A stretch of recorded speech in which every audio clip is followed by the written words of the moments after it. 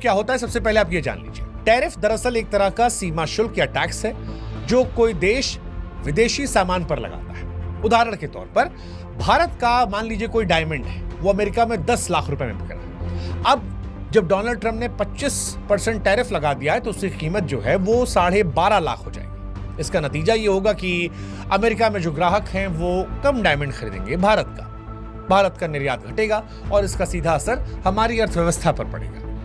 लाजमी बात है, अब 2.5 लाख रुपए बढ़े हैं तो हो सकता है वो डायमंड किसी और देश का खरीद ले।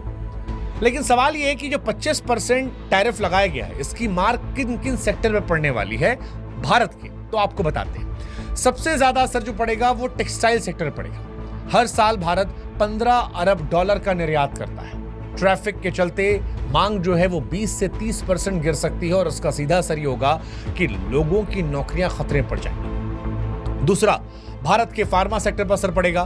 भारत अमेरिका को 12 अरब डॉलर की जेनरिक दवाइयां भेजता है।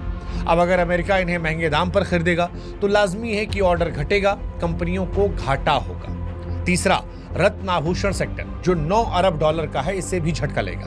महंगे दाम से विदेशी ग्राहक जो है दूर भागेंगे और भारत की चमक अमेरिका में कम से कम फीकी पड़ जाएगी। ऑटो पार्ट्स और रसायन सेक्टर में असर पड़ेगा। अमेरिका से मिलने वाले ऑर्डर कम हो जाएंगे जिससे उत्पादन और रोजगार दोनों घटेंगे। इसके अलावा कृषि क्षेत्र